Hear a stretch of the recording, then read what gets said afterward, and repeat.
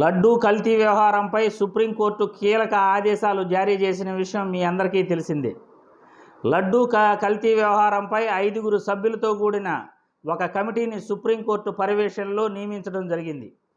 2 CBI అధికారులు, 2 రాష్ట్ర పోలీసులు, 1 సీనియర్ ఫుడ్ సేఫ్టీ అధికారి ఈ కమిటీలో ఉంటారు. ఈ కమిటీ లడ్డూ కల్తీ వ్యవహారంపై నిజానిజాలను నిగ్గుదేల్చి ప్రజలందరికీ కూడా సుప్రీంకోర్టు ద్వారా వాస్తవాలు తెలియజేయాల్సిన అవసరం ఎంతైనా ఉంది. అసలు సుప్రీంకోర్టు ఆదేశాలు ఎవరికి ఫేవర్గా ఉన్నాయి, ఎవరు స్వాగతిస్తున్నారు అనే విషయం పైన మనం మాట్లాడుకోవాల్సి ఉంటే, అందరూ కూడా మాకు అనుకూలంగా ఉంది అని అంటున్నారు. ఇక్కడ వాస్తవంగా సెప్టెంబర్ 18వ తేదీ చంద్రబాబు నాయుడు గారు తిరుమల లడ్డూకు వాడే నెయ్యిలో కల్తీ జరిగిందని, జంతువుల నుండి తీసిన కొవ్వు మరియు ఆవు నుండి తీసిన కొవ్వు ఈ యొక్క లడ్డూలు వాడుతున్నారని చంద్రబాబు నాయుడు గారు ప్రస్తావించడం పట్ల దేశంలోని హిందువుల మనోభావాలే కాకుండా తిరుమల పవిత్రతను దెబ్బతీసేలా ఈ వ్యాఖ్యలు ఉన్నాయని చాలామంది కూడా బాధపడటం జరిగింది. అలా ఒక ముఖ్యమంత్రి స్థానంలో ఉన్న వ్యక్తి నిరాధారమైన వార్తలతో మాట్లాడకూడదు అని సుప్రీంకోర్టు కూడా దీనిపై మొటికాయలు వేయటం జరిగింది. అలా ఆధారాలు లేకుండా ఒక ముఖ్యమంత్రి స్థానంలో ఉన్న వ్యక్తి ఎలా మాట్లాడుతాడు అని సుప్రీంకోర్టు గత విచారణలో ప్రశ్నించడం కూడా జరిగింది. సొలిసిటర్ జనరల్ అభిప్రాయం వచ్చేసి కేంద్ర ప్రభుత్వ పర్యవేక్షణలో స్వతంత్ర దర్యాప్తు సంస్థచే ఎంక్వైరీ జరిగితే బాగుంటుందని ఆయన అభిప్రాయం తెలియజేయడం జరిగింది. సుప్రీంకోర్టు 5 సభ్యులతో కూడిన ఒక కమిటీని ఏర్పాటు చేయడం కూడా జరిగింది. ఇక్కడ ముందుగా ఈ కమిటీ చేయాల్సిన పని నిజానిజాలను ఖచ్చితంగా వాళ్ళు నిగ్గు తేలుస్తారు. ముందుగా టెండర్లు ఎప్పుడు ఆహ్వానించారు, టెండర్కు ఎప్పుడు అప్రూవల్ ఇచ్చారు, ఎప్పుడు ఆ నెయ్యిని కొనుగోలు చేయటం జరిగింది, ఏ సంస్థ దగ్గర నెయ్యి తీసుకోవటం జరిగింది, ఏ డేట్లో నెయ్యి ట్యాంకర్లు తిరుపతికి వచ్చాయి, ఆ నెయ్యి ట్యాంకర్లో వచ్చిన నెయ్యిని టెస్ట్ చేశారా లేదా, టెస్ట్ చేయకుండా లడ్డూలో ప్రసాదంలో ఎలా వాడుతారు, అసలు ఆ నెయ్యిని వాడారా లేదా, ఏ ప్రభుత్వంలో ఈ నెయ్యి ట్యాంకర్లు వచ్చాయి అనే పూర్తి విషయాలన్నీ కూలంకషంగా రిపోర్ట్ అయితే ఇవ్వటం జరుగుతుంది. ఎవరు ఎలా మేనేజ్ చేసినా ఖచ్చితంగా నిజాలు వచ్చేసి ఖచ్చితంగా ఉంటాయి. అసలు ఆ లడ్డూలో కల్తీ జరిగిందని చంద్రబాబు నాయుడు గారు ఎలా చెప్పారు, ఈఓ శ్యామలరావు గారు అయితే లడ్డూ నెయ్యిని వాడలేదు, ఆ నెయ్యి ట్యాంకర్లు వెనక్కి పంపడం జరిగింది అని ఆయన కూడా చెప్పున్నారు.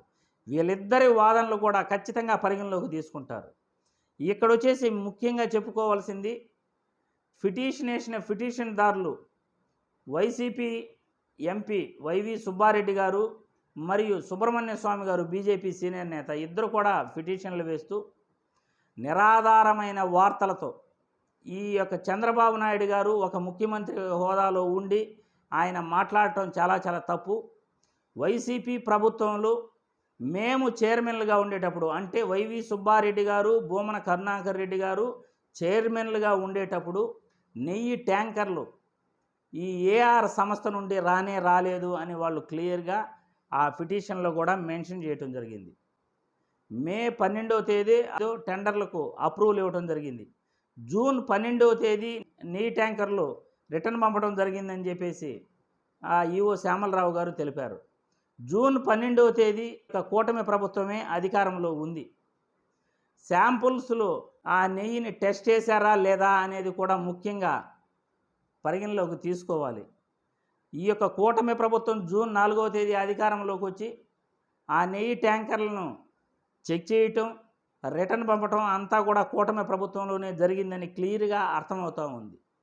అలాంటప్పుడు మాకేం సంబంధం అని వైవి సుబ్బారెడ్డి గారు ప్రశ్నిస్తున్నారు. పిటిషన్లో కూడా ఆ విషయమే పేర్కొన్నారు.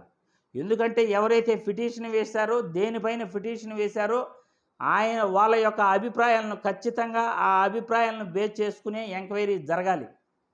ఇక్కడ కూడా టెండర్లు ఎప్పుడు పిలిచారు, టెండర్లు వచ్చేసి ఎవరికి ఇచ్చారు, ఏ డేట్లో ఇచ్చారు, ట్యాంకర్లు ఎప్పుడు వచ్చాయి, నెయ్యి వాడారా లేదా, వాడుంటే అసలు టెస్టింగ్ చేయకుండా ఎలా వాడారు, వీటన్నిటికీ ఆధారాలు ఖచ్చితంగా ఉండాలి. ఆధారాలు లేకుండా ఈ 5గురు సభ్యులతో కూడిన కమిటీ అయితే రిపోర్ట్ అనేది రాయదు. అలాంటప్పుడు ఎవరికి అనుకూలమో ఎవరికి అనుకూలం కాదో ఇప్పుడు నేను చెప్పిన పాయింట్లన్నీ కూడా మీకే అర్థమైపోతుంది. ఒక రకంగా చంద్రబాబు నాయుడు మాట్లాడిన మాటలకు భవిష్యత్తులో ప్రాయశ్చిత్తం చేసుకోవాల్సిన అవసరం ఖచ్చితంగా వస్తుందనేది నా అభిప్రాయం. ఎందుకంటే నిరాధారమైన వార్తలు ఆయన మాట్లాడటం జరిగింది. వాడని నెయ్యిను వాడినట్లుగా ఆయన ప్రచారం చేయటం జరిగింది.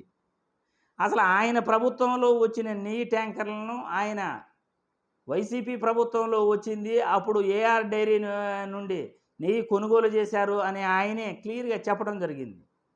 ఈ ఈఓ శ్యామలరావు గారు అయితే మేము ట్యాంకర్లు నెయ్యి వాడలేదు, ట్యాంకర్లు రిటర్న్ పంపాము అని అంటున్నారు. ఎన్డీటీవీ ల్యాబ్ రిపోర్ట్ అయితే కింద క్లియర్గా ఆ జంతువుల కొవ్వు కానీ లేకపోతే ఇంకే ఇతరత్ర కొవ్వు కానీ అందులో కలవలేదు, ఇక్కడ వనస్పతి ఆయిల్ మిక్స్ అయ్యింది, వెజిటబుల్ ఆయిల్ కలిసి ఉంది అని వాళ్ళు రాస్తూ దీనిపైన క్లియర్గా మేము ఏమీ చెప్పలేమని కూడా ఆ రిపోర్ట్లో కింద మెన్షన్ చేస్తున్నారు.